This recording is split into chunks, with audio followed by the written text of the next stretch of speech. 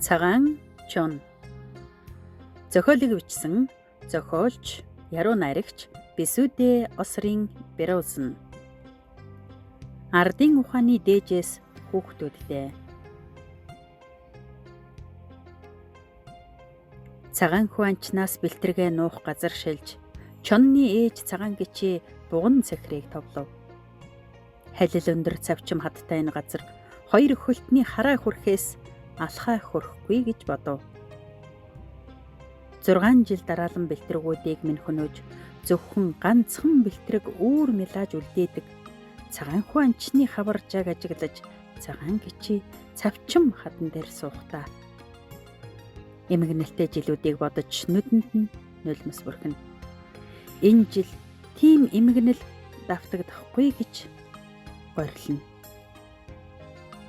Цөөн бэлтрэг гаргана гэж мэдэрч байсан ч зөвхөн ганцхан бэлтрэг төрүүлсэндээ цагаан гичи сэтгэл дундуур хөнгөн гонигтай. Наран жаргаж бүрий болох цагаар намын нуруу дамжин чандам нуулаа зорихоор ганц бэлтрэгээ хөхүүлэн үүрэндээ хэвтэж байтал. Гинтхэн хүний үнэр ханхих нь гарцаагүй цагаан хуу анчин мөн байв. Ганц бэлтрэгээ зуугаад гараад сунлаа. Чандам нуулын зүгт буун дуу нүрэглэхтэй зэрэгцээд баруун хаанд нь сум тусгад зуусан бэлтрэгээ цагаан гичээ алдаж зөндөн өнхрөөд арай ядан тогтоод харлаа. Цагаан хуанчин бэлтрэгийг нь газар саваад ганцгалж харагдав. Амиал хамгаалж бартаат хаданд нуугдаад хааныхаа шархаа долоож байгаа цагаан гичийн чинэрсэн хөхнөөс нь суурсаж тунарсан цусан дээгүүр нь цагаан зам татуулна.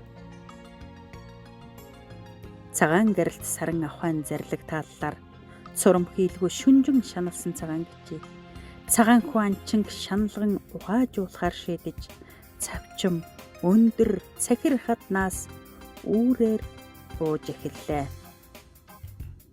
Салхины эсрэг зүгээс сэмхэн мөлхсөөр цагаан хүүгийн хаваржаанд ойртож гитэж хэвтлээ. Анчин цагаан хүү нохоогоо дагуулan алс гөрөөлөхөөр нарнаар мордохыг харлаа. Өглөөний сайлан дахиндар нь гарч үхрийнхээ зэл рүү хүүгээ унсээд явлаа.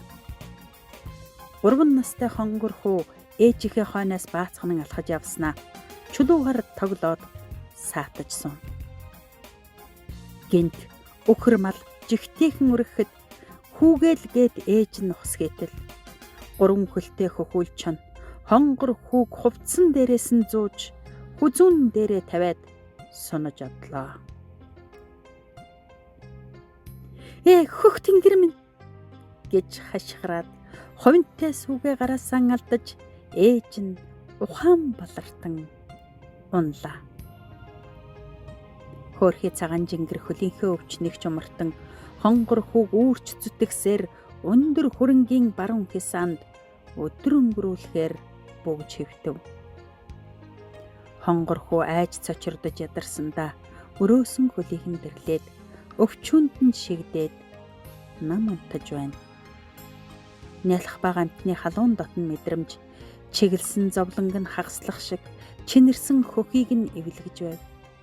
Хонгор хүү нойрмог тэмтэгчсээр хөхийг нь нодоод хацраа бовлзуулан сүү залгилна. Цагаан гичи өдөш болмогц намын нуруу дамжин чандам нууландаа зорж очоод сувай янграар хооллож сулдсан биеэ тэнхрүүллээ. Хүүгээ чононд алдсан цагаан хуанчин хүнд зовлон дунаж бодлогошрон сууснаа.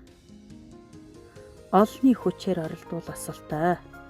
Хоёулахнаа л хүүгээ олж ирье гэж ярихад хөх чинээд сүүн хасгараад хүүгээ амьд явааг зөнгөөрөө мэдээд байна. Хөдлөе гэж ээж аав хоёр нь нөхөр шийдлээ. Эдрэнгийн нурууг зорихоор боллоо. Алаг хайрханд хоргодон хан уулаар дамжиж их алдар баг адраар оргинон Өлзитийн хөндөй уруудан гичингийн нуруу давж цагаан ууланд хэд хоноод цаашаа гудрийн хөндөй уруудан суман хадны нуруунд хэдэн сар байлаа. Энэгшиж дасан цагаан гичээ хонгороо хоёр эдрэнгийн нуруунд гарч юмт хайрханд орогнон нутагшив. 3 жил азарган чон ойртуулалгүй хонгор хүүдээ сүүгээ хөхүүлжээ. Цагаан гичээ. Цагаан чон хүлгэлсэн хүүхэд загийн шугууд сэвлгээ хийсгээд давхсан л гэн.